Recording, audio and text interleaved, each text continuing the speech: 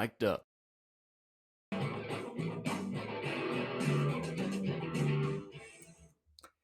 Well, Adam's going to join us when he can, but welcome to Yankees Coast to Coast, our first show of the 2026 year. Although, if you're a Yankee fan, 2026 seems a lot like 2025 since nothing's happened. We're going to go through and talk about a couple of things, or at least I'm going to until Adam joins us. He's having some technical difficulties, I believe. He is going to join us when he can. I do want to say welcome for those of you who are new to watching us live. You can use the little record button at the bottom of the screen, and you will have 30 seconds to leave us a message. And you can leave us as many 30-second messages as you want. In some cases, people leave multiple messages, and that's how it works here on the Mic'd Up app for the time being. Working on different things and hoping that we can go through this. So, one of the first things I wanted to get off my chest, since it's going to be the Michael Miller bitch session, it sounds like, is off the top of my head. Listen, we haven't had any shows in a month. Why haven't we had any shows in a month? Because nothing's happened in a month.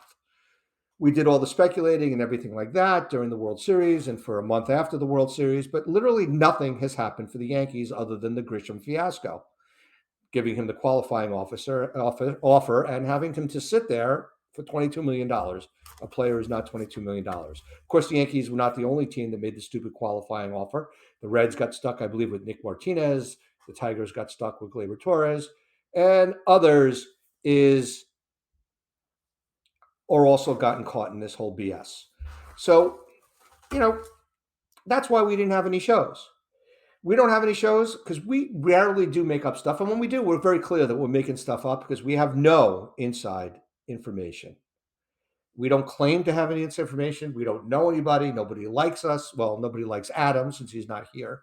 I can say that. Normally it's me that nobody likes. So we just make stuff up, but we tell you we're making stuff up because we want you guys to respond to us, whether it's on the show by leaving us a message or on our YouTube channel at Yankees Coast to Coast at YouTube. So the other thing is, while we're not against making any money, we certainly don't make any money from this podcast. And certainly nobody should have to pay for this crap because all we are is up here spewing forth what other bullshit that we know.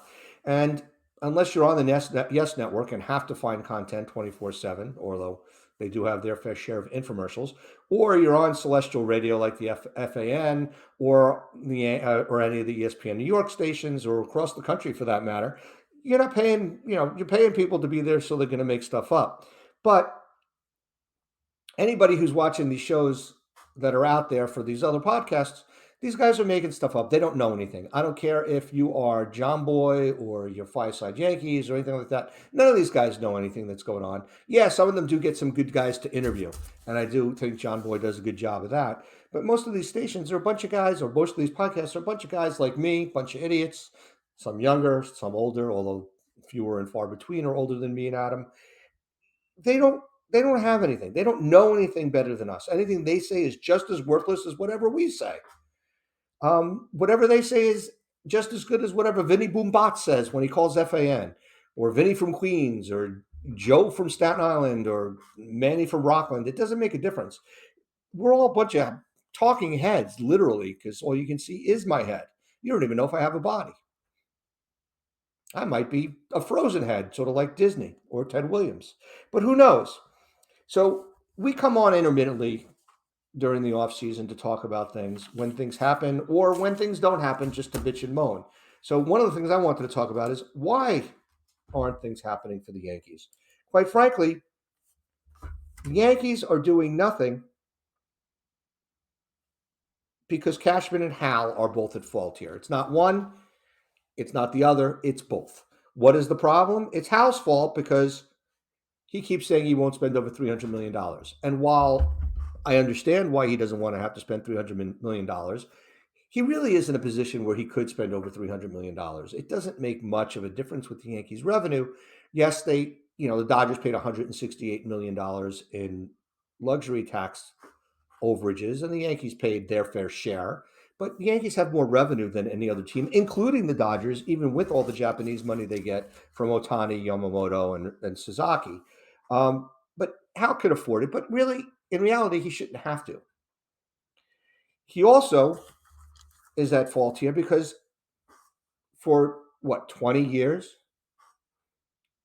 or at least since 2009, he hasn't really held anybody accountable. And when I say anybody accountable, that's really Cashman. Cashman is the guy who has been in control of everything regarding this team for many, many years, getting credit for things that he deserves credit for and blame for things he doesn't do well. But when it comes to Cashman, Hal's got a blind spot. Okay? Cashman's behavior is bordering on the definition of insanity. He tries the same thing over and over again and expects different results. You can't build the lineup that is built solely on three true outcomes and not have a lineup that has some type of continuity and some type of balance in it, not just lefty righty balance, but I'm talking about contact balance as well as power balance, on base balance, and things like that. The teams in the 1990s, which were built by Gene Michael, were teams that were built on base percentage more than slugging percentage. On base percentage and contact is what he built his teams on. Yes, the Yankees ended up signing guys that brought in a lot of power, but even the guys they brought in that had a lot of power were guys that made contact, and Tino Martinez and other guys like that. Bernie was a pretty good contact guy. Jeter clearly was a contact guy over a power guy. Posada was, until the end, mostly a good high contact guy with power. So you had a lot of good things going on. But the Yankee teams today are built on one thing. Built on three things: exit velocity, home runs, and slugging. And that's really over and over again. You can't do that. The other thing that's a problem for the Yankees is, when has the Yankees developed a hitter who's gotten better with his time in the major leagues? The only one that I can think of in the last 15 years is Judge. And Judge got better after he went to his private hitting coach. He didn't get better because of the Yankee coaching. He got better because he went to a private hitting coach and decided to become a higher contact guy. Yes, he strikes out 150 times, but his selection at the plate is so much better. His hard contact rate has gotten so much better. His ability to lay off the slow breaking balls off the plate, low and away, has gotten so much better. And he didn't learn that while he was on the Yankees with the Yankee coaches. He learned that when he went to his private hitting coach. What am I talking about? Well, let's see a list of Yankee players who've come up who are being offense first players who turned out to not be nearly as good offensively as they were supposed to be, and got worse when they were on the Yankees, and may have even seen better days when they left the Yankees. Let's go with these guys. Rob Ruffschneider. He's had a long career now, and he's a left-handed pitching killer, but on the Yankees, he didn't do anything. Melky Cabrera won a batting title when he left the Yankees. Had a decent career. Yes, he got caught up in steroids, but he was a pretty good ball player. But he went backwards while he was on the Yankees. Gary Sanchez certainly went backwards on the Yankees. Nick Johnson came up with a house of fire, didn't do anything, disappeared. Miguel Andujar, still around in the majors, had a pretty good year last year, hit 280 with good doubles power once again for the Athletics. Again, we're not copywriting or trademarking that. Kyle Higashioka was a 20 home run hitter and had a good career outside of the Yankees. Luke Voigt peaked when he got up onto the Yankees and did nothing when he left, to be quite frank, but Yankees didn't do any favors with him. Gleyber Torres did not get better when he was on the Yankees. Brett Gardner even got worse over the years he was on the Yankees, if you want to go back any farther. Eduardo Nunez was supposed to be an offensive juggernaut, never became one. Francisco Cervelli had a couple of good years in Pittsburgh after he left the Yankees. Alfonso Soriano developed into he was a good hitter when he left the Yankees in the A-Rod trade, but developed into a 40-40 guy in Texas. Then do you want to talk about guys who were supposed to be very good players and turned out to be big zeros, not only with the Yankees, but also for lengths of their careers? Let's see. We've got Clint Frazier, Kevin Moss, Greg Bird, Tyler Austin, who's making his way back to the majors this year, Mike Ford, Tyler Wade, who's still in the majors, but has made a name for himself as a contact hitter, low batting average, great base runner, and good defender at short and second. Estevan Florial has done nothing since he left the Yankees in a trade to Cleveland. Oswaldo Peraza and Everson Pereira have also done nothing so far, but are still in the major leagues in various capacities. But these guys, as you can see, 10, 15 players that the Yankees had that were supposed to be offensive juggernauts, never developed and even got worse the longer they stayed on the Yankees. So what does that leave the Yankees with on their current roster? Well, they've got three offense-first young players who are on their roster. They are Austin Wells, Anthony Volpe, and Jason Dominguez. Clearly, Volpe has gone backwards year over year. Dominguez came out like a house of fire, and he's gone backwards year after year offensively. And they moved him out of center field, which I think affected him offensively. And he's shown that he's not really a right-handed hitter so far. And the Yankees haven't been able to develop him into any type of right-handed hitter, which they were able to do with Bernie Williams back in the day. Bernie Williams was much better left-handed, but he developed into an okay right-handed hitter. And then you have Ben Rice. First full season with the Yankees was last year, and he had a fantastic season, among the hardest hitter hit rates in all of baseball during the 2025 season. But what will we see in 2026 with him? Are we going to see the same fallback for him as we've seen for Anthony Volpe and Jason Dominguez? I don't know. Austin Wells came up as an offense first catcher, turned into a defense first catcher and a defensive stud that he is. And he still has shown bits and pieces, but you can afford to have a defense first catcher. And as long as he's going to hit 20 home runs, which I think Wells is going to do, and if he hits 230, that'll be great too. But he's not the best hitter that he was supposed to be, and he's not gotten better as he's been on the Yankees 25-man roster. So what does that mean? On the horizon, the Yankees have Lombard Jr. and Spencer Jones. These guys are supposed to be terrific offensive players. Jones clearly has been up and down through his minor league career, but is he going to be anything at the major league level with his low contact rate? Yes, he has a hard hit rate. Jones is supposed to be on the team in 2026 at some point. Will he be? Nobody knows. And if he is, what will he provide? And then there's Lombard Jr., which really he's not supposed to be on the team until 2027. But the Yankees have an interesting infield situation right now with Volpe being hurt and the infielders being Jazz Chisholm, Caballero, Rosario, Cabrera, and McMahon. Maybe Lombard Jr. has to make his way up, especially if Volpe takes longer to recover from his injury. So one of the reasons the Yankees have probably not done very much and are not really able to make the types of trades to get an Eduardo Cabrera, not that I think he was the guy they should get, Eduardo Cabrera from the Marlins, is maybe people realize, hey, these Yankee hitters are nothing. They don't develop into anything. I would argue that they developed into decent hitters. Miguel Andujar, really, the Yankees beat the hell out of him mentally, but he's not a bad hitter right now in the major league level. But there's most of the guys the Yankees have had and developed either that they've traded away or ended up having to release or non-tender, like a Gary Sanchez, have turned out to be big nothing burgers when they've left the Yankees. And that really devalues even the Yankees' top prospects. So that's one of the reasons that they can't make some of the trades. But why does everybody think it's going to be any different with Ben Rice going forward? Why not take advantage and send Ben Rice away as part of a package with some of the pitching prospects that you have? And if Spencer Jones has any value or Dominguez has any value, figure out a way to make a package deal, because Yankees have been able to develop hard-throwing pitching prospects that have gone around the league to be relief pitchers. And in Michael King's case, not a good author, but a very good pitcher before he got hurt. So let's see what happens. And obviously you also have Severino's also developed into a decent pitcher, although he can't pitch in Sacramento. He had a terrific year last year, not being injured with the Athletics. Again, we're not copyrighted or trademarking that name. But that might be the reason the Yankees have no deals, is they really have not had good player development. Yes, Jones and Lombard are in the top 100 prospects in Major League Baseball, but in reality, the Yankee prospects have not turned out to be anything. So let's look at what the history is. Who's at fault for all of these player development issues? Who's been at the helm this entire time? This has lasted throughout the Girardi years and certainly through the Boone campaign and the Boone staff. So what's the common denominator there? Brian Cashman. He keeps trying the same thing over and over again with the three true outcomes. Home runs, walks, and strikeouts are okay because those are the three outcomes. And he's not getting any players that are being developed.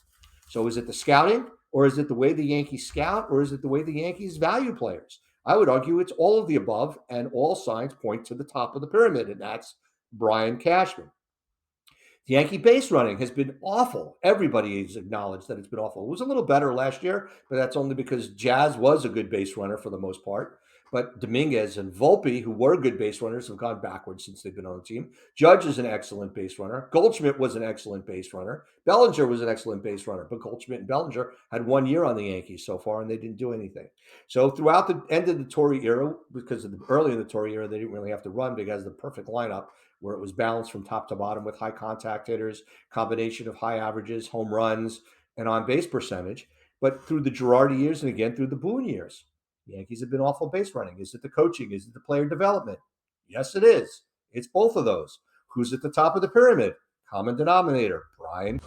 The Yankees have been chasing hard hit. Hard hit. Hey, look who's there. It's Adam. Just going through my bitching and moaning about the Yankees. Now you have to tolerate it. The Yankees have been chasing hard hit contact rate and low contact rate. They were looking at the three true outcome players for all of these years without consideration for building a lineup from top to bottom, 1 to 9. Is it the way that they're developing players? Yes. Is it the players that they develop? Is it the players they bring in? Yes.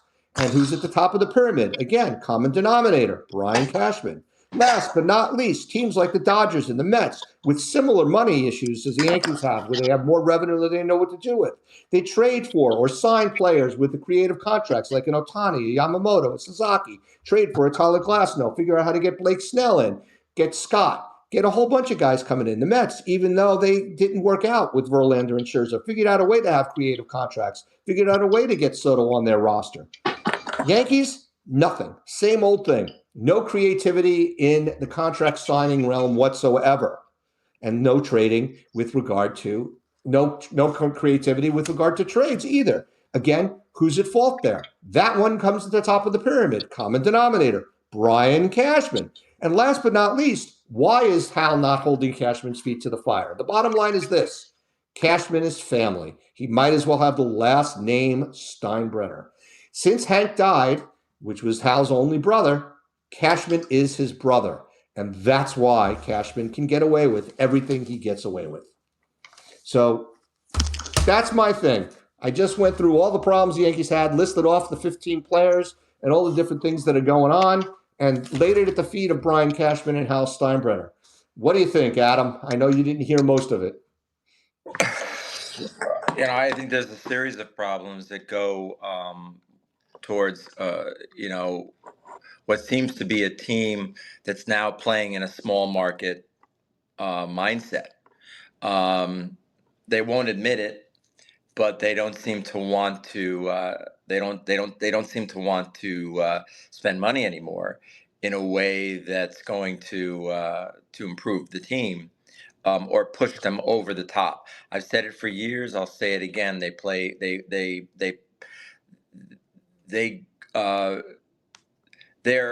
spend just enough money to get to the dance, but they never spend enough money to win it all, to take the prom girl home, whatever you want to say.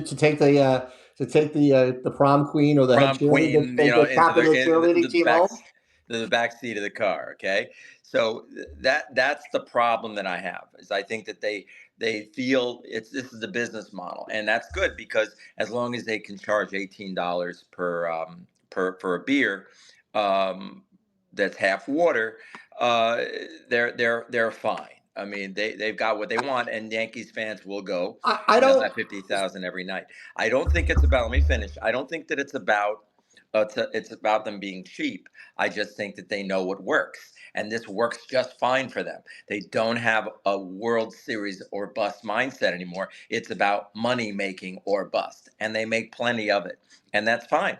Why go another step? Right. So I would argue that they don't need to spend $300 million.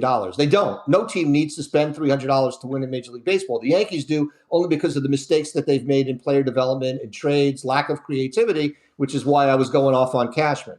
Yeah. It's Cashman. I mean, you shouldn't have to spend $300 million. No. Look at the teams that are making the playoffs. They don't spend it. Now, Toronto is going to go way over this year, even though they made the World Series last year. But teams don't go over that money. Yes, the Dodgers do. And yes, the Yankees can afford to do it. That's the problem, is the Yankees can afford to do it and don't do it. So from that standpoint, I do agree with you. I think the mindset is exactly what you said. The Yankees are no longer in it to win the World Series at all costs because they'll be able to make up for it because their revenue stream is so high. I mean, the revenue that they make from the company they share with Manchester United, the Dallas Cowboys, the catering company. What are they called? The people that do the catering at Yankee Stadium. It's Right. not. Yeah, that's they're all over Major League Baseball. They're all over everywhere. I mean, they were in the Oakland Coliseum. They were running the Oakland Coliseum concessions. They're running the Dallas Cowboys concessions. They're running concessions around the world. That revenue does not count as Yankee revenue, but it is going to the Yankees because that's who owns the company. But I don't think they need to spend $300. They do $300 million. They do because Cashman has screwed this team up. And that's the bottom line, and he's not being held accountable for it. But their mindset is, and I don't think it's that they're cheap. I don't think that they don't want to spend money. I think that the bottom line is they want to make money, and they know that if they spend $300 million, even if they spend it poorly, they are going to be able to have enough revenue to make money, even if they don't win the World Series. I mean, where I do think that they're cheap, and this is really what I think is cheap, is you're getting 45,000 fans to every single game, and yet it's the first 18,000 that get the Yankee towel, that get the bobblehead, that get the calendar, that get the magnet calendar, that get the whatever it is that they're giving away that day. And that's ridiculous because the Yankees aren't paying for those things because they have, they used to have Modell's at the bottom. Now they have, Dick's Sporting Goods or Bank of America. Those are the people that are paying for these things, and the Yankees are not. Those are all things to get more fans into the stadium earlier so that they're fighting over the 18,000 Adam Schneider bobbleheads. And now they're going to buy the food, not to mention the food policy at Yankee Stadium being so restrictive like it is. It's because they want you to spend the money at the stadium. And that's where I think that they are being cheap, but that's how they're making their money. Mm-hmm. And I think that that's where it is. I don't think you need to spend $300 million if you spend it right, but the Yankees haven't spent money the right way. The Dodgers were not spending money the right way, so they went out and now they have a $400 million payroll. The funniest thing about that to me is even though the Dodgers have a $400 million payroll, guess whose minor league system was voted the top one in baseball again after going into the 26th season? The Dodgers. Where's the Yankees? Bottom third. So even when the Dodgers are spending money and even when the Dodgers don't have top draft picks because they're winning, because they've been making the playoffs every year as well and won the last two World Series and get penalized draft pick position because of the players they're signing, they still have the best minor league system in baseball. So the Yankees are not spending the money even though they need to, and they're not developing players. The Dodgers are spending the money because they have it and can, and in the long run will probably stop spending the money because they have such prospects, or they'll continue to make trades that are so creative that'll allow them to get a Mookie Betts and a Tyler Glasnow and all of the other things that they've done to acquire players and trades. The Yankees are doing none of that. Everybody was worried about Andrew Friedman going from Tampa, where he didn't have a pot to piss in, to going to the Dodgers, where he had an unlimited budget. Would he be able to do that? And will he run the Dodgers on a budget? Well, guess what? He's won 2 World Series, and he's not running the Dodgers on a budget. Cashman, on the other hand, who literally has only known the Yankee way, which with George was always just to buy it, and it didn't always work with George, as witnessed from the fact that the team was so bad throughout the 80s, right? And witnessed that the team only got good when George was suspended. But Cashman only knows one way to do things. They don't have any outside minds that could be creative and try something new. And that's on Cashman and on Hal. I don't blame Hal for not spending the money. I blame Hal for not holding Cashman accountable. What else are you thinking about the Yankees at this point, besides the fact that they did nothing? I think it's just boring. I mean, there's nothing going on at all. They're not, if they don't want to spend money, how about making how about a trade? How about some smart thinking trades? They don't seem to want to do that either. I would love to have seen. I really would have liked to have seen a new pitcher. Maybe there will be. Maybe there'll be another. Maybe there'll be a pitcher. Well, I said this before you got on the show. I said this is, listen, what have the Yankees developed over the years, right? They haven't developed anything.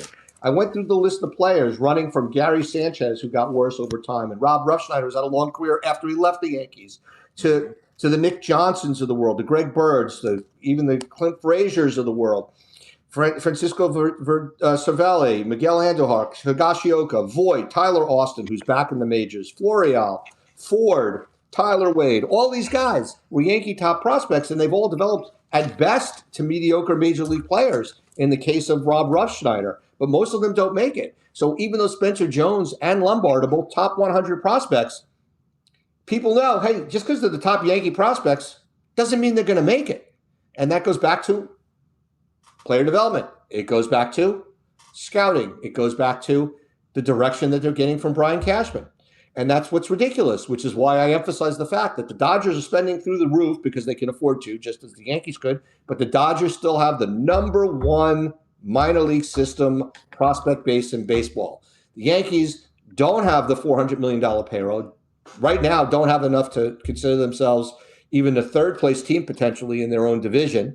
At best, they're a wild card team in next season, and have no minor league prospects coming up with regard to position players that anybody thinks is worthwhile. Lombard's not supposed to be here till 27. And Jones, the man's up and down in the minors and he's striking out 180 times at the minor league level. How many times is he going to strike out at the major league level? The Yankees' prospect value is down because they haven't had any good offensive prospects in years. And the players that have come up have gotten worse since they've gotten to the major league level, whether it be Volpe or Dominguez. Rice, we'll see what happens. He had one full year and he had a great year, but is he going to go backwards as well? Let's see what happens there. All right, let's bring up something else. Let's talk about. I'm gonna say some words, and I want to get your opinion on those words. Perfect. Go ahead. Cody Bellinger, does he sign with the Yankees or not? I think he is going to be overpaid by the Yankees and be back, and I think that's a mistake. All right. By overpay, do you mean that they're going to go to 7 years? I think that 6 and 180 is an overpayment for Cody Bellinger, and I think that the Yankees are going to probably exceed that by going with a 7-year option or buyout. That'll make it like 6 years and 195 million. I don't think he's the answer. If they actually believe in Spencer Jones or Dominguez, for that matter, they don't need Bellinger. They're better off with a guy like Bichette and spending the money on Bichette and using Jazz Chisholm as an asset to trade, even if he's a rental. Yeah. I mean, the story on Spencer Jones, the other thing is Peralta, the Yankees talking to the Brewers and they're talking to Marlins, and they were ready to deal Jones, and both of those teams said, no, we don't want him. That's not enough. So, but Bellinger, I think he's going to be back with the Yankees, and it's going to be an overpay. Yeah. What do you think? I am, I think that they're trying to waiting for each other to blink. This is just such a classic Boris stupidity. This is all Boris playing. This is his baloney game, and I think I said this. I mean, there is definitely tape on this show of me saying this is exactly what they shouldn't do, and this is exactly what was going to happen. Right. We both said they got to do something by the winter meetings, and nothing happened. Nothing's happened. Waited, and I knew that they were going to wait until the end, and that the Yankees would be sitting around, with their schwanzes in their hands, waiting for a deal for an outfielder. We haven't even talked about I might have missed it, the Grisham signing. No, we talked about it every time, but it did come up in my. I mean, the whole idea is that I just don't have faith that I think what bothers me is the Yankees seem to be locked into a Bellinger or bust mindset right now. And I don't see who else. So let's just say he decides to go to the Mets, because what's going to happen. The minute the Yankees make an offer, it's probably already happened. What's his name is going to make an offer to top it, because that's what Stevie Baseball does. And as well, he should do it. I mean, I don't blame Stevie Cohen for that. The funniest thing to me is the Yankees made 2 offers, even though they made an offer, and then 2 days later they made an offer, even though the word was nobody else had made an offer yet. So what the hell is going on? They're bidding against themselves. And if Stevie Cohen wants to go and spend the money on Bellinger, he's going to get Bellinger. Just like if the Dodgers want to get Bellinger, they can get Bellinger, because they will break the bank for him. And if the Yankees break the bank for Bellinger, I think it's a mistake. Yeah, that's just how it is. But I think they're gonna blow it. I don't think they're gonna get Bellinger. Okay. And I think that here's what worries me: where do they go next? How about this? Do the Yankees? Here's my next thing: Yankees lose out on Bellinger. Is their next call to is it EXP? What's the company that represents Tucker? Is Tucker the next call?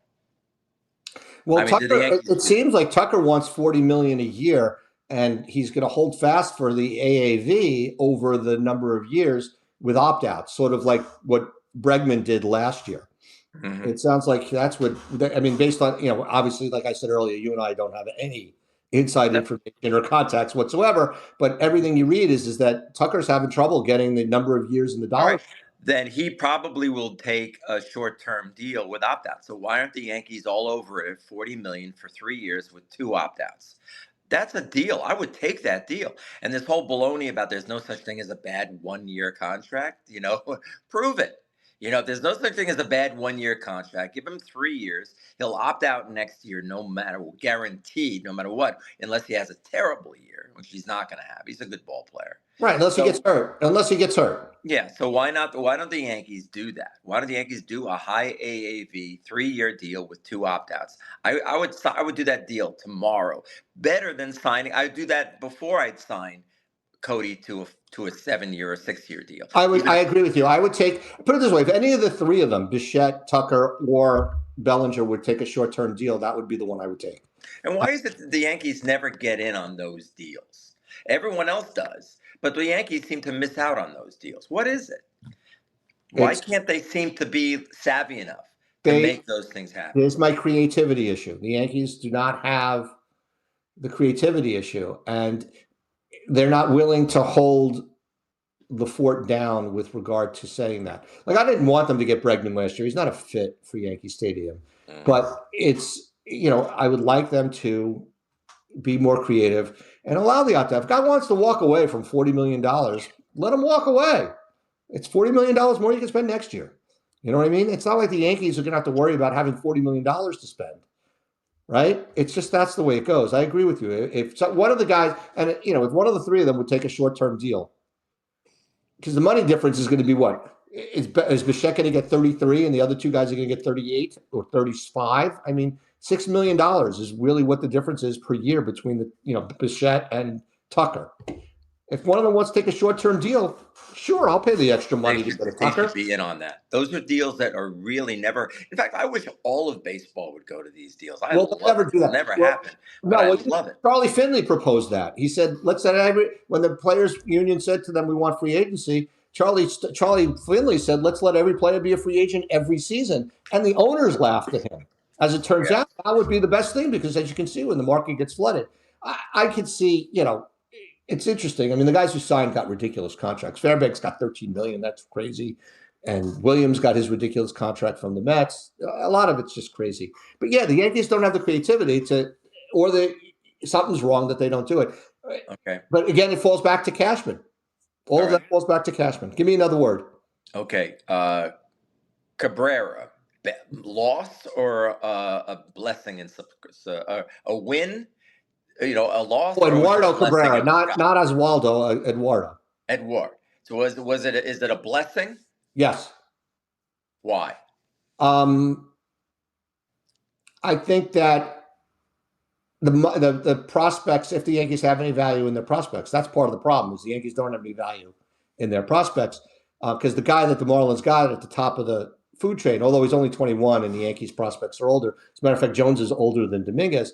Um, the prospects are better spent on a pitcher that doesn't have the injury history, even though every pitcher is going to have an injury. But I do like. I mean, I like Cabrera. Don't get me wrong, but he's not much different than a Luis Heel at this point. He's a middle of the rotation guy because he has trouble staying on the field and he has trouble with the long ball, which is a right-handed pitcher. That's a challenge at Yankee Totally agree. Stadium. Couldn't agree more. All right. Next question. Um, Pereira. Which Um, no, the Brewers. Peralta. Peralta. Sorry, Peralta from the Brewers. Depends on what Yesterday, it takes. Depends on what it takes to get him, but he's a rental and he's really cheap. I mean, he's like $8-9 million. eight million. Yeah, he's really cheap. So you're going to have to give up more for him because his price is so low, even though he's a rental. It's not like you're getting an arbitration eligible guy that's going to get 15-20 million dollars. And he is the top of the rotation guy. If Okay. I were the Yankees, I probably would give up Jones or Dominguez and a prospect. All right. Next question.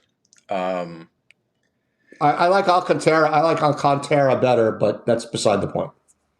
from Well, the they seem to be getting smarter. The Marlins. They from what I hear, they have a new. I was hearing this on the uh, whatever it's called. I forget it. Um, MLB radio or one of the I don't talk remember, shop but Yankees or one of they're those saying idiots. that they have a that they fired and hired a new staff. The trainer, Yeah, actually the trader, the main guy from the Rays, who is so good at trading all of his young talent for more young talent. yeah. So Yeah, they they got also him. said that the Marlins were going to spend money and that they had a conversation with Schwarber, but they never offered anything for any of the guys. All They right, never did it, but they did spend money on Fairbanks and got they it. did make the trade. You know, they traded away Cabrera, so that washed out that money. But there's a lot of other stuff that's going on. Okay, But yeah, I mean, we'll Garrett see Cole. Here's my question: Garrett Cole, does he is are you nervous about what Cashman said the other day? about that. About that he's probably not going to be back until uh, June and July now. Oh, he's not going to be back until July or August. That's ridiculous. I said that to you a while ago. It's 12 months. It's the It's bottom really line. bad. It's really It's upsetting. You know, they you know, and it was buzzed around. A lot of people are talking now. When that came out, people started saying, "Well, why did the Yankees ever agree to bring? Why did they let him leave?" It's just still to my mind. I still can't believe that the Yankees didn't see the writing on the wall with the injury the year before. That this was, and the fact that he decided not to opt out. exercise his option. You got to think that he knew something he would never get Right, but much the better. Yankees. Well, the Yankees made the decision not to extend him. So once the Yankees made the decision not to extend him, he had all the cards on his plate, and the Yankees made the See, they right. don't have the Yankees can't say no at that point because it is an option. It's It's a his yeah. At option. that point, it's the Yankees. The situation of my understanding of the situation, again, not being privy to anything. My understanding was the Yankees could extend Cole, and if they did extend him, then he has no opt out. But if the Yankees did not extend him, Cole had the option to leave the Yankees immediately. And Cole said, I'm not gonna. Even though he threatened and said he was gonna, Cole decided not to because the Yankees did the right thing in not extending him because the Yankees knew he had an arm issue. And the Yankees dared him to leave, and he knew better and didn't leave. Do I think that both sides made the right decision? Absolutely, both sides made the right decision on that one.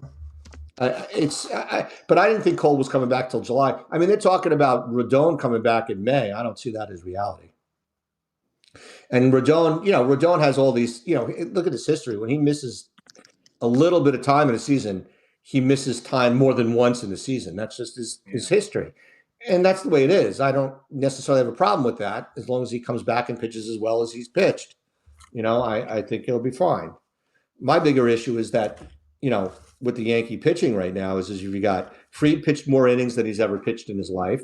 Warren pitched more innings than he's ever pitched in his life. Schlittler pitched more innings than he ever pitched in his life. And the last time that Heel went over 100 innings, which he did go last year 100 innings, he got hurt right away and blew out his arm. So you've got the four Yankees in the rotation right now are all of dubious ability to last the entire season. Um, you know, Hopefully Fried, can be the number one starter that they need. But, I could see a point where two of those four guys miss significant time during the season. And I was looking at the Yankees schedule, and in looking at the schedule, the Yankees don't really need a fifth starter Mm-hmm. until April 7th through 11th. That's the first time that they play 5 days in a row. But starting on April 7th, they have a stretch of 13 straight days that they play, which means they're going to need five starters. And then they only have 3 days off in April, two of which are before April 7th. And then they have 2 days off all of May, which means that they're going to need five starters all through May and into June when the schedule really gets to be 20 days in a row, 1 day off, 20 days in a row. Yeah. So they're going to need five starters. And right now, Yarborough's their fifth starter. And what I would do is the Yankees is I would let one of the four kids that they have that are allegedly ready for 26 in LaGrange, Hampton, Selvage, and Beck. I would rotate them through, sending them up and down on the Scranton shuttle, unless one of them really can take the reins of the horse and become the starter and see what happens. The way Schlittler did There's last year. somebody in there. There's someone in that group who's going to step up. That's what I think. They must They have no think that choice. they They're have going to have faith on to. these guys. They must think, because I think they would have gone somewhere else. I just think that they must believe they've got something in here I, that's so good that they don't want to mess with it. I agree. I think the four of them, between the four of them, they have two number three, four, or It's five, Elmer. two Elmer. starters for the back end of the rotation. I don't think they have a stud, but they don't need a stud because allegedly they have Fried and Cole and Rodon to be their studs, and potentially No, Schlittler. But we'll see what happens with Schlittler. we'll see. Okay, I have to go, but I want to bring up something else with you. One last thing. How much you love me? Yankees. Miss me? That ain't happening. We'll never admit to that. But here's the deal. Should we have Kramer back on the show? No, just kidding. Here's what I want to ask you. Yankees don't sign Bellinger. How are they going to win a baseball game, let alone a World Series, with a lineup that is basically one strikeout after another strikeout after they even lost Goldschmidt, and Goldschmidt was a little bit better than average on strikeouts. Who is going to play with this? Who is going to hit for this team? Who is going to get on base? They're all going to try to hit home runs. Does anybody in that group of men try to work a count? I don't see it. How are they going to win? Well, based on history, it's not like the Yankees have a history of hitters coming to the Yankees and getting better and better and better. If anything, they get a shot of adrenaline when they get to the Yankees and then they go backwards. So I don't know what to say to that. Um, I don't know how they think that they have a I winning would settle. lineup. I would settle for Dominguez getting back to being Dominguez, and for Jazz being what he was last year, and Rice being what he was last year, and Wells stepping up a little bit. But And these that's the guys are best. I all think going that's to the hit best we home get. runs. And Caballero somehow or other figuring out how to be an everyday player, which I think. That's probably their greatest hope, because he's at least somebody who's going to work and get on base. Yeah. He's going to get on base, and he's going to play baseball beyond this base to base crap that they do, and he's going to create excitement. But here's the problem: I just don't see anybody in the lineup as it's presently constructed, That's and I why I like Bichette as a better fit for this team than Bellinger or Tucker for that matter. But I think that the Ryan McMahon is in for a world of hurt from Yankee oh, fans. oh I He's in a just can't world of hurt. imagine the He's in season a next year. world of hurt from Yankee fans. They're going to kill Um, him. They're going to kill him yeah, because they're going to say that they didn't do this. And I hate to say it, they're going to kill Grisham, because Grisham's going to hit 202 this year, yeah, and he's going to hit worse. He's not going to hit 36 or 35 home runs or whatever it was he hit last year. He's not doing that again. This was a one-time Charlie. yeah. I don't see it happening again. Listen, Grisham was getting booed like crazy at the end of 24, and he was getting booed at the beginning of 25, and And at the some end of 25. And at the end of 25, he was getting booed, but he was one of the few guys who figured out how to get past the booing.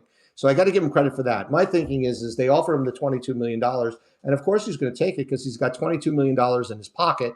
Of course. And if there's a lockout, a 3 year, let's say he would have got a 3 year $50 million or $51 million Which I think contract, is high. which Probably I high. thought would be high as well. I thought he was more like 3 years and 42 to 45.